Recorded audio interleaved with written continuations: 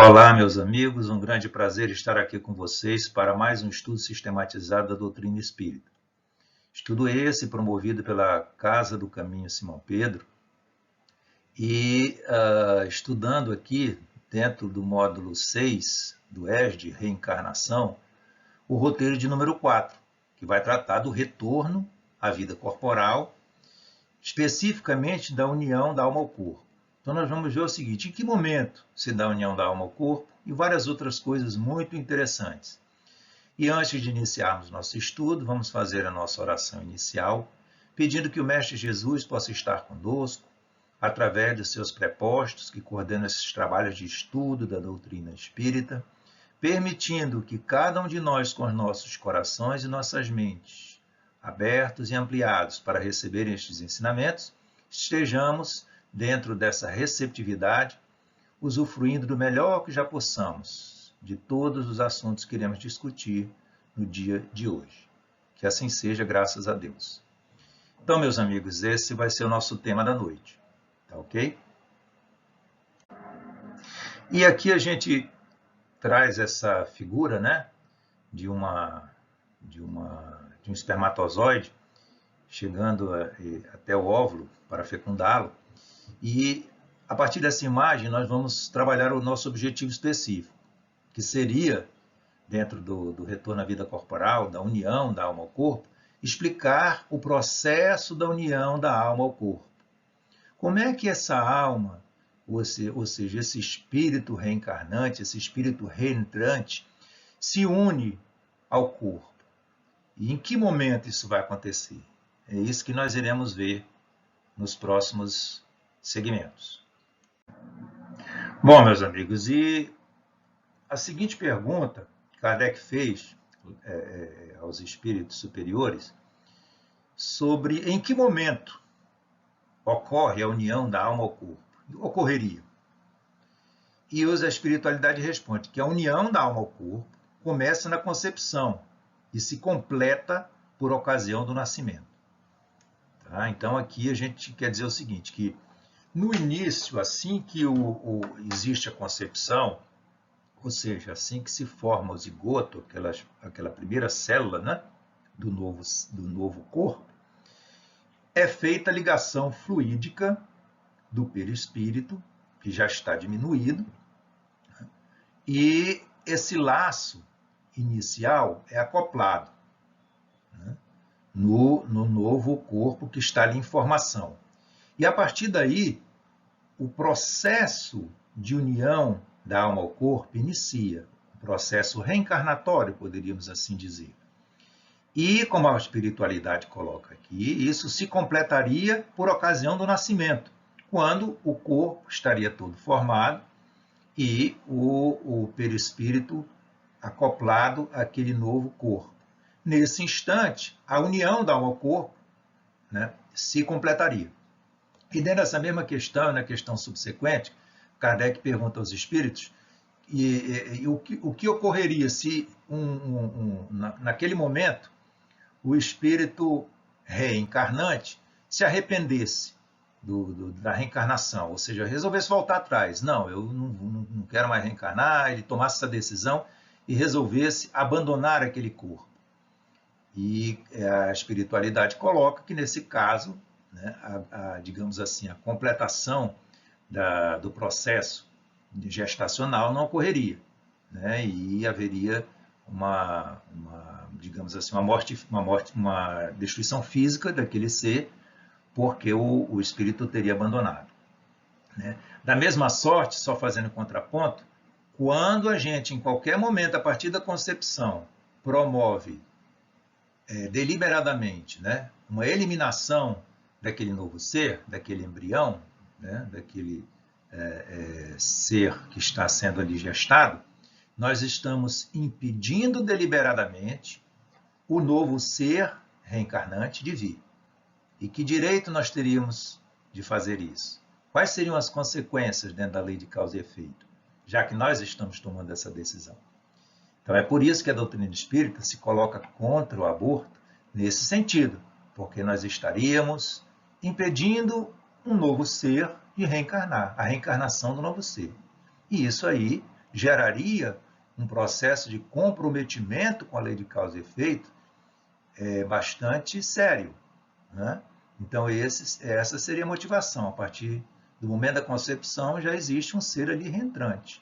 O processo reencarnatório ainda não teria sido concluído, mas sim, já existe um ser ali ligado.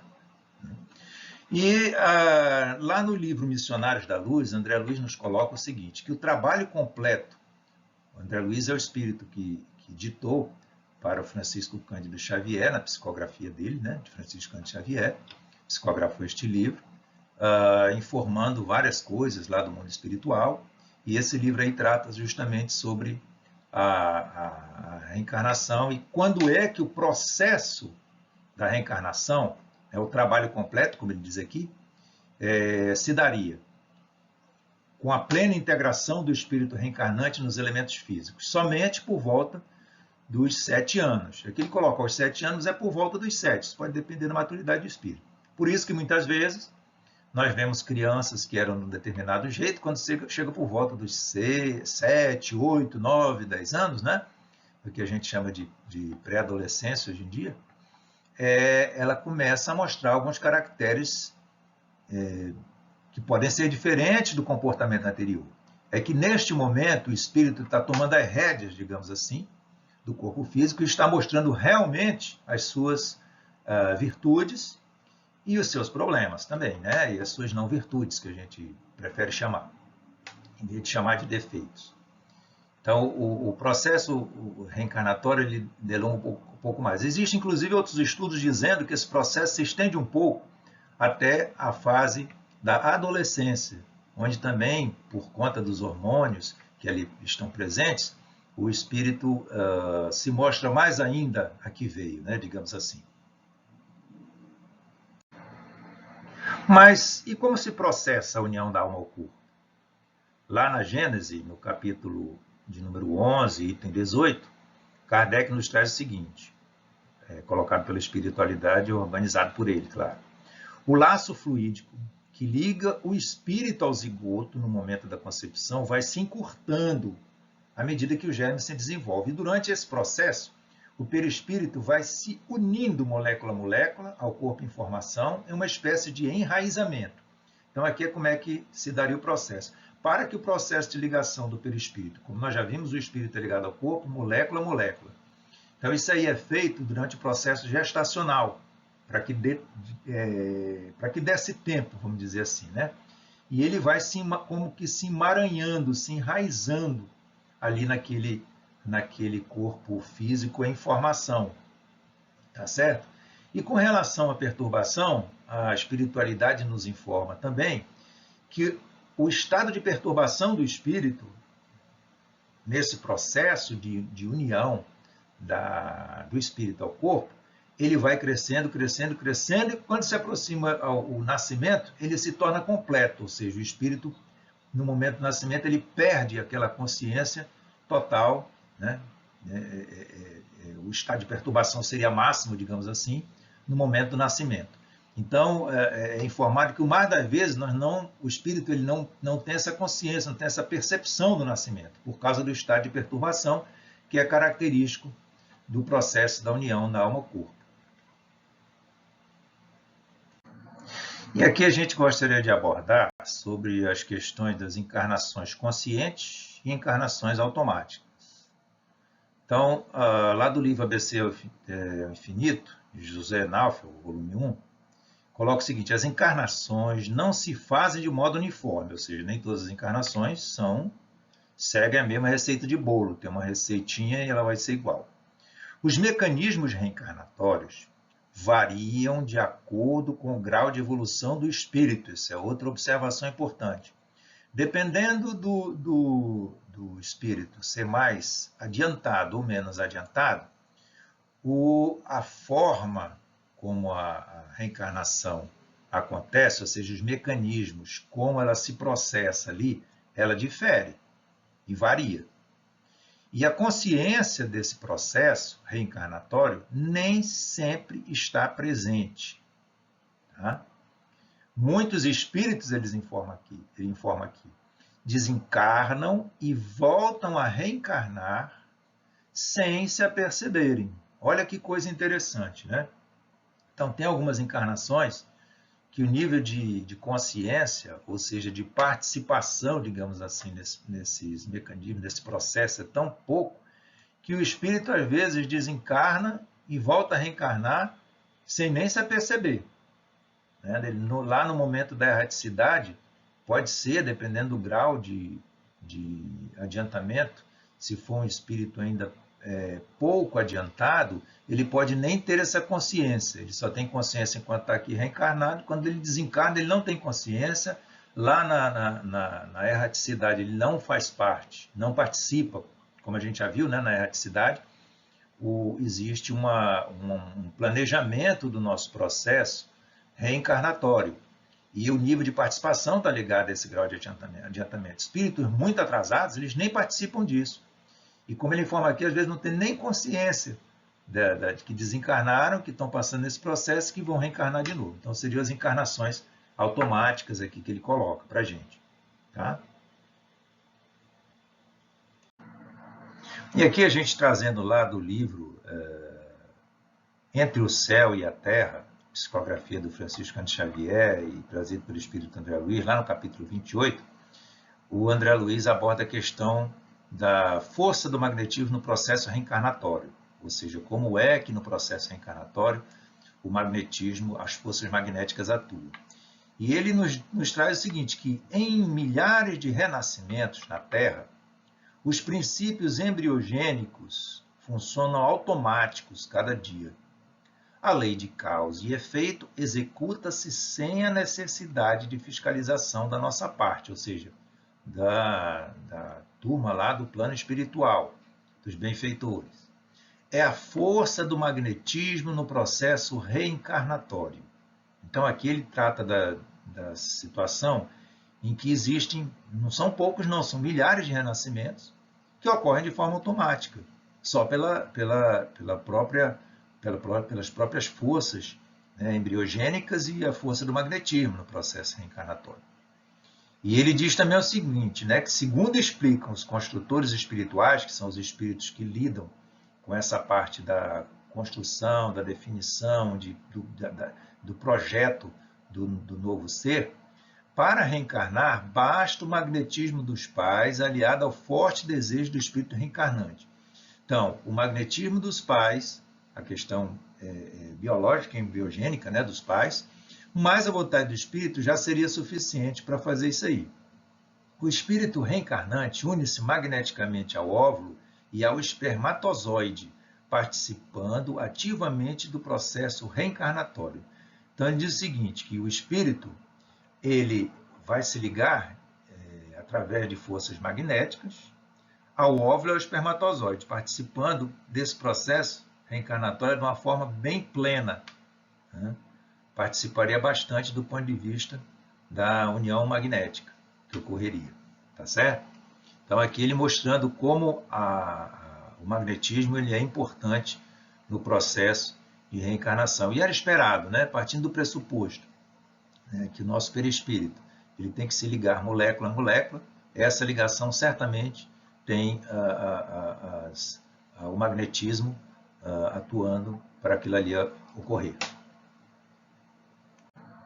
E aqui, dando continuidade ainda aí, lá do livro Entre o Céu e a Terra, o André Luiz nos coloca umas coisas muito interessantes sobre essa digamos assim, a parte física do corpo físico, né, tanto do homem e da mulher, mas aqui mais da mulher, ele dizendo o seguinte, o papel, né, dos órgãos físicos. Então ele descreve o seguinte, o útero funciona como um vaso anímico de elevado poder magnético, ou um molde vivo, destinado à fundição e refundição das formas, ao sopro criador da bondade divina, que, em toda parte, nos oferece recursos ao desenvolvimento para a sabedoria e para o amor.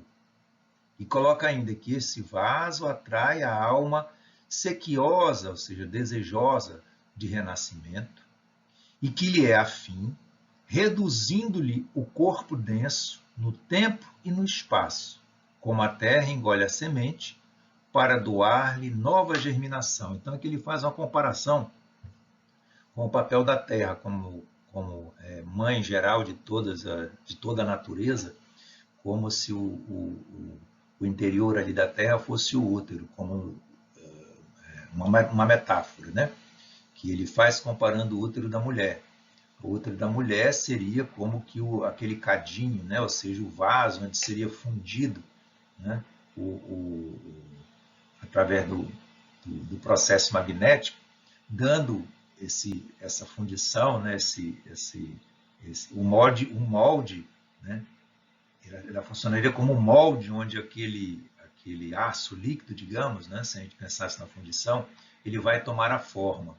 Então, ela dá o corpo físico e o perispírito se emaranha ali dentro, dando continuidade àquela forma ali, né?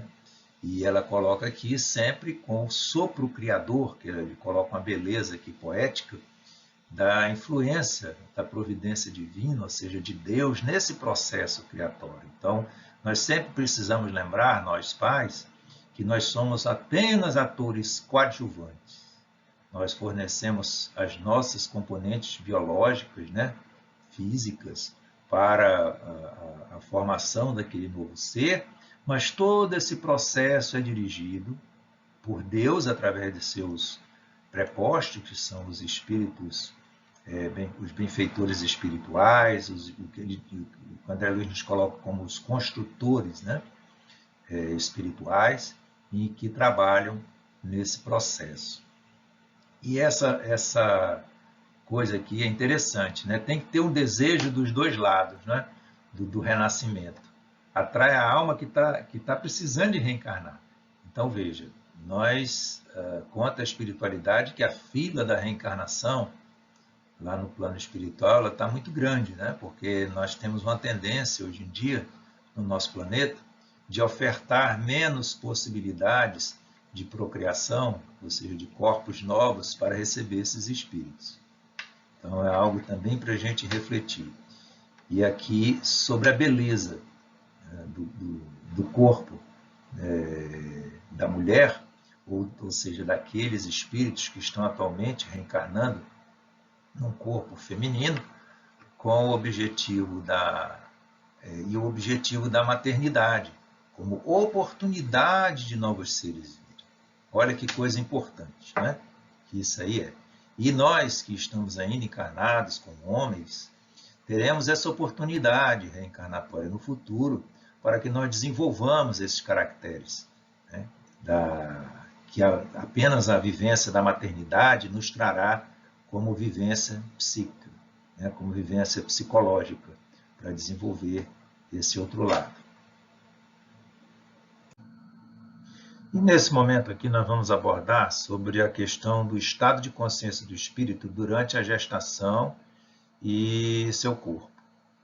Então, lá no livro dos Espíritos, na questão de número 351, os espíritos superiores nos trazem que, no intervalo que vai da concepção ao nascimento, o estado do espírito é mais ou menos o de um espírito encarnado durante o sono do corpo. Então, nessa figurinha a gente coloca a bela adormecida como se nós adormecêssemos. O estado é parecido ao estado do sono, onde você não discerne bem as coisas que estão acontecendo. Ainda que você ouça alguns sons e tal, você não tem essa conscientização. Então, é mais ou menos esse o estado que a gente se encontra. Para a gente ter uma ideia, né? Enquanto aqui encarnados, como é que isso aí seria. E ele informa também o seguinte: à medida que a hora do nascimento se aproxima, as ideias da gente elas se apagam, assim como a lembrança do passado, de que não tem mais consciência, como o homem, né? Quando entra na vida. Então, como nós já colocamos anteriormente, esse grau de perturbação, ou esse grau de sonolência, né, ele vai aumentando, e as ideias como que deixam de existir. A gente esquece de todas as nossas lembranças de existências anteriores, do passado, não é? E a gente entra como num estado de não consciência nesse momento, tá? Do nascimento. Onde o grau de perturbação, como a gente já falou, está no seu estado máximo, né? E aí, após o processo, né, do nascimento, nós vamos pouco a pouco começando a ter esta consciência, o despertar, até que a gente domine o corpo, como a gente viu o André Luiz colocando lá para a gente, vai se dando aí até por volta dos 7, 8, 9 anos, né, dependendo do estado de maturidade do espírito. Ainda dentro desse mesmo tema, né, sobre o estado de consciência do espírito durante a gestação, e também sobre a questão do seu corpo, é dito o seguinte, que além da alimentação lá entre o céu e a terra, além da alimentação de natureza material, a corrente de troca mãe-filho estende-se ao intercâmbio constante das sensações diversas. A organização feminina sofre verdadeira enxertia mental do reencarnante, enquanto o princípio fetal é afetado indelevelmente, marcando-o para a existência inteira. As mentes de um e de outro como que se justapõem, mantendo-se em permanente comunhão, até que a natureza complete o serviço que lhe cabe no tempo.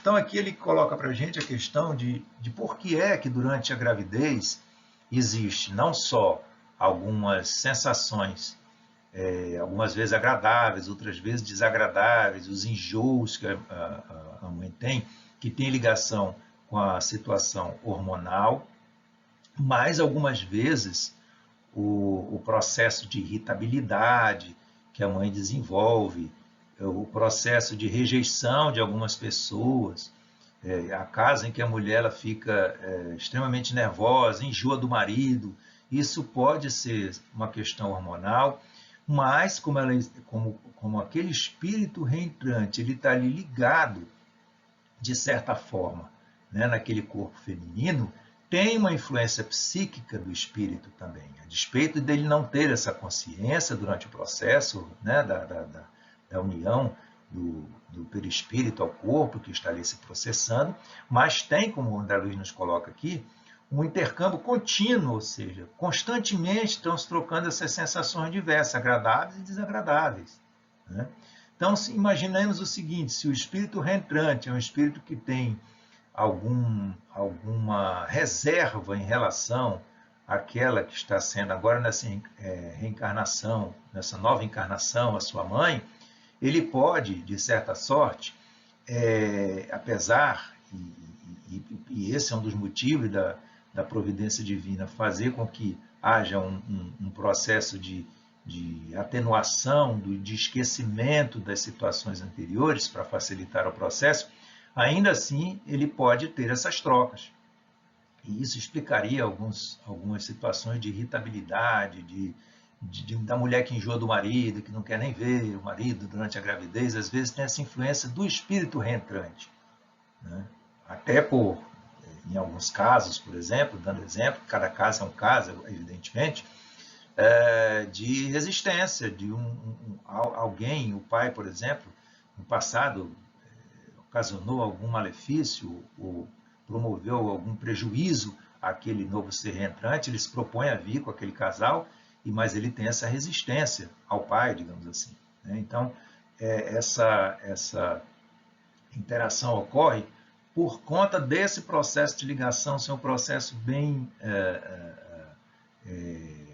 que junta bastante aqueles dois seres, né? A mulher que está recebendo, né, que está gerando aquele corpo físico e o espírito que está entrando ali naquele corpo físico. E como diz aqui, olha, as mentes de um e do outro se justapõem e estão em permanente comunhão. É por isso que a mãe tem uma ligação tão forte com o filho. Isso explicaria isso. E outra coisa que ele coloca, como ele diz aqui, esse processo de enxertia mental do reencarnante, ela também influencia no ser reentrante, naquele corpo ali que está sendo criado e no ser que está ali, ele recebe também essas informações. Então, se, por exemplo, aquele bebê ele foi indesejado, ele não foi previsto, os pais não queriam, e eles passam essas sensações para, de certa forma, de pensamento deles, né? Principalmente a mãe que está ali em contato contínuo com o novo ser, isso é transmitido ao bebê, né? Então isso é bom a gente ter em mente. E prosseguindo aqui, André Luiz continua nos colocando lá no capítulo 30, né, do livro Entre o Céu e a Terra, que a gestante é uma criatura hipnotizada a longo prazo. Ela tem o campo psíquico invadido pelas impressões e vibrações do espírito. Quando o futuro filho não se encontra suficientemente equilibrado diante da lei, e isso acontece quase sempre, a mente maternal é suscetível de registrar os mais estranhos desequilíbrios, porque a maneira de um médium estará transmitindo opiniões e sensações da entidade que a empolga. Então é aquilo ali que a gente falou, né, ainda há pouco. O espírito, como ele está interligado, né, está intrinsecamente ligado ali ao corpo da mulher, acaba que energeticamente ele também transmite essas sensações. Então, é como se fosse o que acontece com o médium, né? O que acontece durante a mediunidade é essa interseção, né, dos perispíritos, e o médium, por ter essa característica, né, de predisposição orgânica, ele dá aquela mensagem, seja através da voz, com a psicofonia, seja através só da audiência, enfim, da vidência. E a mulher, ela também transmite essas sensações que nem sempre são dela, mas sim do próprio bebê. Então, ou seja, do próprio espírito que está ali reentrante, né? Que ele ainda não é um bebê, né? Ainda está na fase de desenvolvimento. Então, isso aí explicaria o que a gente colocou anteriormente. E concluindo aqui esse raciocínio, né, sobre o estado de consciência do espírito durante a gestação, Kardec, lá no livro A Gênese, nos traz no capítulo 11 o seguinte, que desta forma o espírito jamais presencia o seu nascimento. Quando a criança respira, começa o espírito a recobrar as faculdades que se desenvolvem à proporção que se formam e consolidam os órgãos que lhe hão de servir às manifestações. Ao mesmo tempo que o espírito recobra a consciência de si mesmo, ele perde a lembrança do seu passado, sem perder as faculdades, as qualidades e as aptidões anteriormente adquiridas, que haviam ficado temporariamente em estado de latência. Então, aqui ele coloca para a gente duas coisas importantes, né? Que, primeiro, o espírito, por causa daquele grau de perturbação, ter chegado no estado máximo, né, no momento do nascimento, ele jamais presencia, ele não tem essa consciência. E a partir do momento que ele começa a respirar e tal, ele começa a recobrar as faculdades, né, e elas vão se desenvolvendo à medida que os órgãos físicos, né, vão amadurecendo, como ele coloca aqui. Uma outra coisa importante é que, pouco a pouco, né, o espírito vai recobrando a consciência dele mesmo. Como a gente já viu, isso é um processo, né, que diz André Luiz, vai até mais ou menos 7 a 9 anos, e acho que Jorge André nos coloca que pode seguir até a adolescência também. E, na verdade, o que acontece? Ele perde a sua lembrança do passado, porque a providência divina nos permite esquecer das nossas recordações de existências anteriores, justamente para não criar situações embaraçosas para nós próprios, de antagonismos que porventura tenhamos com aqueles que nos receberam como pais, e parentes próximos, enfim, daquela família em que nós estamos reentrando. E, por outro lado, né, as faculdades, as qualidades, ou seja, as aptidões que a gente já tem, seja para música, para arte, para enfim, todas essas aptidões, elas permanecem, tá? Ainda que temporariamente elas estivessem ali em estado de latência, elas vão pouco a pouco sendo recuperadas. É por isso que às vezes a pessoa tem uma facilidade para línguas, tem uma facilidade para tocar música, tem uma facilidade para desenhar, diz, fulano tem o dom. É porque na realidade ele já tem esse preparo de uma existência anterior, essa habilidade, né, essa faculdade, né? Então, todas essas coisas já adquiridas pelo espírito, elas permanecem, algumas de forma mais evidentes, outras de forma nem tanto evidentes. E à medida que a gente vai se desenvolvendo, elas vão surgindo, né? Vão retornando, a gente vai recobrando essas faculdades. Bom, para que a gente vá finalizando aqui o nosso estudo, né? Nós vamos trazer lá do livro Missionários da Luz a reencarnação de Segismundo, né?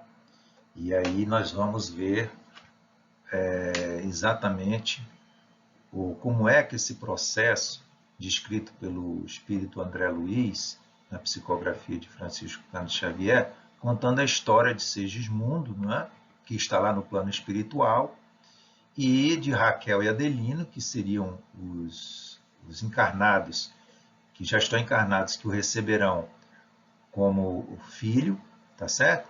E como esse processo aí se dá, a influência dos construtores, né, dos espíritos construtores, a influência da espiritualidade nesse processo reencarnatório, que nesse caso nosso aqui não é um processo reencarnatório automático. Bom, então aqui para contextualizar a questão desse capítulo de lá do livro Missionários da Luz, da reencarnação de Segismundo, a gente sabe o seguinte, que numa encarnação precedente do casal Adelino e Raquel, após uma paixão desvairada, o Segismundo assassinou Adelino e Raquel foi parar no prostíbulo. Desencarnaram, cada um por sua vez, sob intensa vibração de ódio. No plano espiritual, o casal prometeu receber Segismundo como filho. Então, nós vamos ver como é que a coisa vai se processar. O Segismundo, então, ele teria assassinado numa vida anterior a pessoa que vai lhe receber como pai agora, né? Que agora tem o nome de Adelino, e Raquel, que vai ser a sua mãe nesta encarnação, e como é que esse processo vai se dar. Então, aqui nessa ilustração, o André Luiz, que é o espírito que está contando a história para a gente, né, o livro, e seu instrutor, Alexandre, eles chegam lá na casa dos encarnados, Adelino e Raquel. O Herculano, que trouxe o espírito que vai reencarnar, o Segismundo, para aproximação com o casal, já esperava por eles na entrada da casa. Então, isso aqui é um processo em função de todas aquelas divergências que a gente colocou, que existe, né, entre eles, né, para fazer a aproximação do Segismundo, que é o espírito que vai reencarnar, com o casal que vai receber. Então, vamos ver o que vai acontecer. Então, aí nessa ilustração, a gente vê o seguinte, que Alexandre, André Luiz e o Herculano se aproximam do Segismundo, não é? O Segismundo é esse que está sentado aí, o qual se encontrava visivelmente abatido. Vejam lá a expressão dele, né? O casal, Adelino e Raquel, tomava refeição, lá no fundo a gente vê, a refeição da tarde, com seu filho primogênito. Então, Adelino e Raquel já tinham o primeiro filho, estavam tomando uma refeição da tarde. Então, vamos ver o que acontece aqui nos próximos slides. Então, nesse slide aqui, Alexandre, André Luiz e Herculano se aproximam da mesa e eles percebem, né, que o Adelino está meio aflito e está de pouca conversa com a esposa. O pensamento dele, envenenado, destruía a substância da hereditariedade. Olha que coisa interessante, né? Aquele ódio que ele estava, aquela sensação ruim que ele encontrava, ela estava como que destruindo os materiais genéticos que ele poderia emanar, né, na sua hereditariedade. Veja, influencia até a produção de espermatozoide, digamos assim, de qualidade, esse estado em que ele se encontrava. Que coisa interessante, né? Um dos desencarnados, né, entre os três que ali estão, Alexandre, aproxima-se e dá um passe no pequeno Joãozinho, que é o filho, para despertar o interesse dele sobre a conversa dos pais, a fim de que, com as suas perguntas, muito ingênuas, ele conseguisse desfazer o mal-estar, melhorando a atitude de Adeline e o clima de relacionamento do casal. Então, a espiritualidade atuando ali naquele ambiente, para melhorar a ambiência. E, de certa sorte, funcionou, né? Porque profundamente comovido, nos diz aqui, com a atitude interessada do filho e o diálogo amoroso da esposa, Adelino despede-se com uma delicadeza não habitual e promete voltar à noite mais cedo para orar juntos ao deitar, né? Então, ele já desanuviou um pouco a situação psíquica em que se encontrava Adelino. E aqui, né, está mostrando aí na ilustração, antes de dormir, conforme prometido, o casal segue com grande atenção a oração dominical, proferida com emotividade infantil pelo pequenino João. Ele reza o Pai Nosso, né? João reza o Pai Nosso. O clima de preparação para a aproximação de Segismundo com Adelino melhora de maneira substancial. Então, aqui a espiritualidade atuando na preparação do clima para a receptividade de Adelino, que era quem tinha mais resistência. Prosseguindo aqui nessa ilustração, né, mostra os dois ali já adormecidos. Raquel e Adelino, eles abandonam seus corpos físicos. Você vê que existe um cordãozinho, né, interligando eles, é o dito cordão de prata, que é a interligação do perispírito, né, que está aqui desdobrado, né, pelo sono dos dois. Raquel vai ao encontro da sua avó materna ali em espírito, enquanto Adelino andava meio sem rumo, meio perturbado, angustiado, espantado pelo quarto. E os espíritos auxiliares ali, né, apostos. Adelino, quando ele visualiza, né, o Segismundo ali em perispírito, apavora-se ao vê-lo. Alexandre interfere, né, no Adelino, lançando raios magnéticos tranquilizadores sobre ele, e em seguida convence Adelino de que Segismundo não lhe deseja mais nenhum mal e que está em busca de seu perdão e acolhimento paternal. Então, quando ele viu, né, ele recordou, quando viu a figura do Segismundo, ele recordou daquele que o havia assassinado, né, por questões de ciúme, e ele ficou realmente apavorado. Então, o Alexandre, né, ele lança algumas energias para tranquilizar o Adelino, o trazê-lo ao raciocínio, e explica que, na verdade, o Segismundo estava se propondo, né, ele não desejava nenhum mal para ele, ele estava se propondo a se redimir, a se ajustar com ele. Nessa ilustração, a gente vê o seguinte, que, comovido com as explicações do Alexandre, o Adelino aceita o pedido de perdão do Segismundo, que tinha sido a pessoa que havia feito muito mal para ele em vida passada, inclusive o assassinando. E dissipa, nesse momento, as pesadas nuvens de ódio, vejo em volta dele na ilustração, né? Como se estivesse quebrando aquelas nuvens negativas dele, que manchava o perispírito dele, escondia a condição dele próprio, né, de Adelino, como espírito elevado e nobre, que apenas estava revoltado pela forma como ele tinha sido destituído da vida por assassinato pelo Segismundo. E com esse perdão de Segismundo, ele se comove e se convence dessa situação e recobra, né, o seu equilíbrio de espírito mais elevado e nobre. Bom, aí nessa outra cena aqui, né, satisfeitos com o trabalho da noite, o Herculano e o Alexandre, que estão aqui na parte da frente, e o André Luiz e o Segismundo, que estão lá atrás, deixam a casa da Adelino e Raquel. Vejam com a própria expressão do Segismundo já está um pouco melhor, né? Para retornar na semana seguinte iniciar o serviço de reencarnação. Olha que interessante, né? Os benfeitores espirituais vieram, né, e prepararam para o momento seguinte da reencarnação. Isso era só um estágio pré, né, a reencarnação do espírito.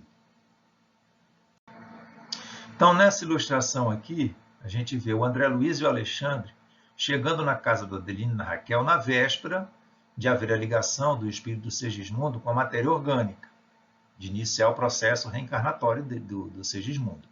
Lá eles encontraram o Herculano e Segismundo em companhia de espíritos construtores que iam cooperar na sua formação fetal. Lembra que a gente falou lá atrás? Os espíritos construtores eles auxiliam no preparo, do corpo físico, ou seja, da combinação, né, daqueles elementos para a formação do feto que irá receber aquele novo ser.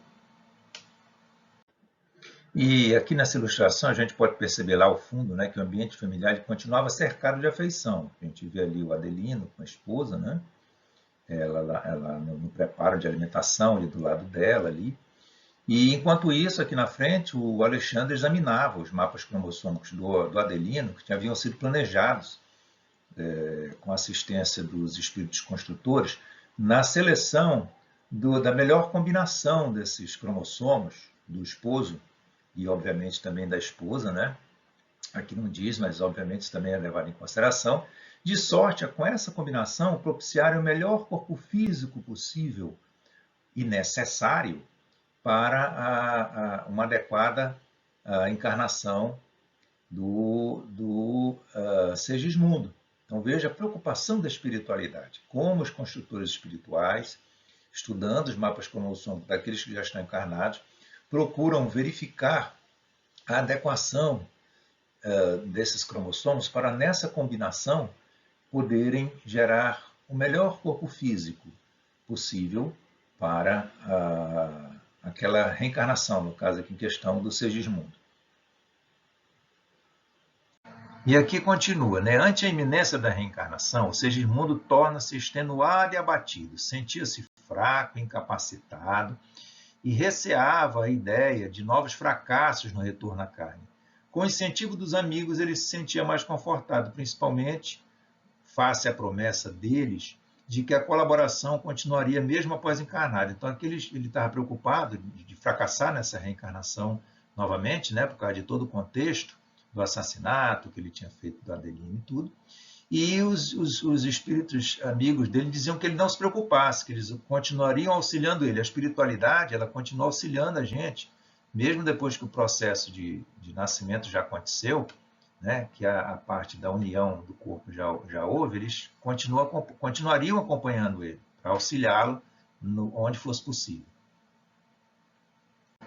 E aí, nessa ilustração aqui, prossegue, né? Antes de iniciar o processo de reencarnação, Segismundo, de olhar triste e vagueante, aguardava aflito em uma pequena câmara de repouso em seu futuro lar, o momento crucial de sua redução perispiritual. Então, aqui nós vamos mostrar como é que o perispírito dele, estando nesse tamanho, ele vai ser reduzido para poder, digamos, ser comportado, ser encaixado dentro daquele ser que vai ser gerado ali no momento da concepção. E aqui nessa ilustração a gente mostra o processo de redução, o processo de miniaturização, ou, como ele diz aqui, de restringimento do perispírito, né, que ocorre no plano espiritual, significando o estágio preparatório para a nova reencarnação. Há um processo de magnetização e mentalização, né, ocorre uma palidez do perispírito, a diminuição da lucidez mental, e o reencarnante é induzido a mentalizar a forma pré-infantil, o retorno ao útero materno e a se lembrar da organização fetal. A tarefa não é curta nem simples e é um esforço geral dos colaboradores.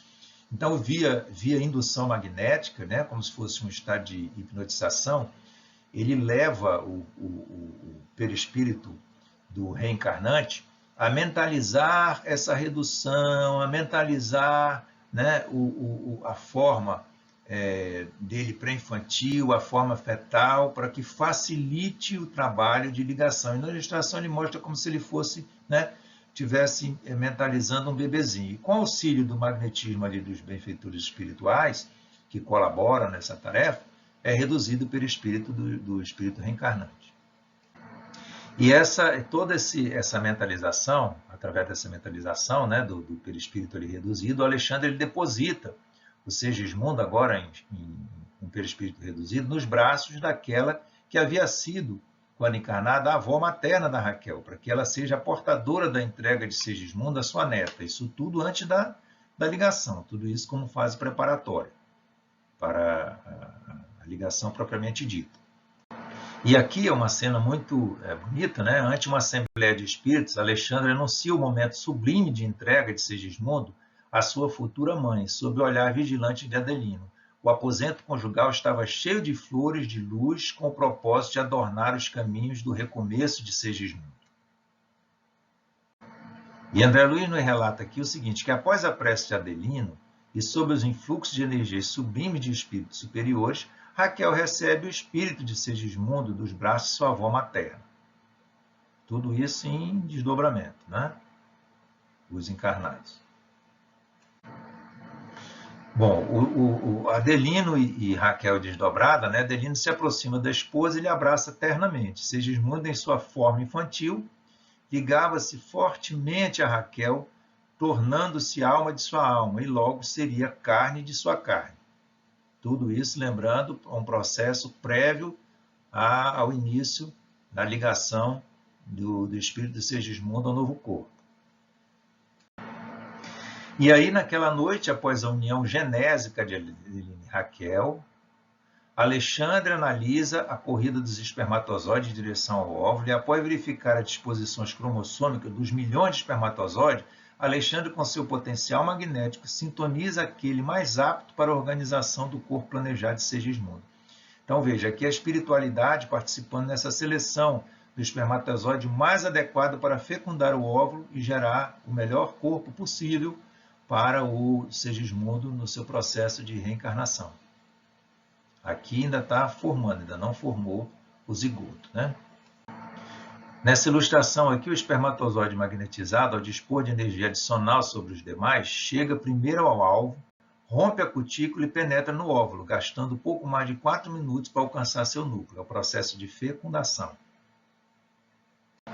E aqui nessa ilustração é mostrado que, sob o influxo magnético dos construtores espirituais, a forma reduzida de Segismundo é ajustada ao útero materno, terminando assim a operação inicial de ligação do processo reencarnatório. Então, nesse momento aqui, se inicia o processo de ligação do espírito do Segismundo ao novo corpo, com esse depósito, após o processo de fecundação e da formação da primeira célula, a espiritualidade ajusta no útero materno esse perispírito.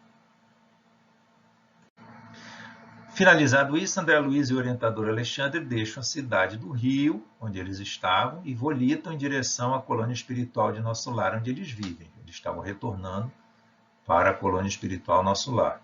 Nessa ilustração aqui, a gente mostra o Alexandre e André Luiz chegando na colônia espiritual Nosso Lar. Para aqueles que assistiram o filme, devem recordar. Para os que não assistiram, assistam o filme Nosso Lar, que é bem interessante. E já partindo para a nossa conclusão aqui do tema, a gente queria colocar o seguinte, que os processos de reencarnação estão subordinados à evolução do espírito reencarnante. Existem companheiros de grande elevação que, ao voltarem à esfera mais densa, em apostolado de serviço e iluminação, quase dispensam o nosso concurso. Então, aqui mostrando que, dependendo do grau de adiantamento do espírito, quase a espiritualidade não exerce nenhum auxílio nesse processo reencarnatório, né? Os que são de maior elevação. Coloca ainda ele que outros irmãos nossos, contudo, procedentes de zona inferior, necessitam de cooperação muito mais complexa que é exercida no caso de Segismundo. Então, ele está dizendo que se a gente achou o caso do reencarnação aqui do Segismundo, um caso de um nível de complexidade grande, tem espíritos, né, mais necessitados e mais inferiores que necessitam de um auxílio muito maior. E a reencarnação de Segismundo obedece às diretrizes mais comuns, traduz expressão simbólica da maioria dos fatos dessa natureza. E nos encaminhando aqui para o final do nosso estudo sistematizado do Espiritismo Espírita de hoje, nós trazemos essa seguinte frase aqui de André Luiz, que a reencarnação é o meio, a educação divina é o fim. Temos necessidade da luta que corrige, renova, restaura e aperfeiçoa. Então, André Luiz nos lembra da necessidade da reencarnação, de ainda retornarmos aqui ao planeta com o objetivo de nos aperfeiçoarmos. Esse é o objetivo do nosso processo reencarnatório. Nos ajustarmos, alguns de nós, com alguns, enquanto estamos a caminho com ele, como Cristo nos convidava, e nos reeducarmos para promover a nossa melhoria evolutiva, a nossa melhoria moral, ainda tão necessário de fazermos face ao planeta, que é o planeta Terra, que nós ainda reencarnamos, porque temos necessidade de nos melhorar. E assim colocado, a gente encerra por aqui o nosso trabalho da noite e vamos fazer a nossa prece de encerramento. E neste instante, com essa imagem do Mestre Jesus, vamos dando por encerrado, agradecendo a Deus e ao próprio Mestre, que através dos benfeitores espirituais que coordenaram essa nossa sessão de estudo sistematizado da doutrina espírita, possam continuar conosco nesse momento e em todos os nossos momentos, permitindo que estejamos em breve novamente aqui com vocês para mais um momento de estudo da doutrina espírita, que nos esclarece e nos traz tanto conforto, tanto entendimento e tanta consolação. Que tu possa estar conosco hoje e sempre. Que assim seja, Mestre. Meus amigos, muito obrigado pela presença e esperamos vê-lo em breve, num próximo módulo. Até logo e aquele abraço.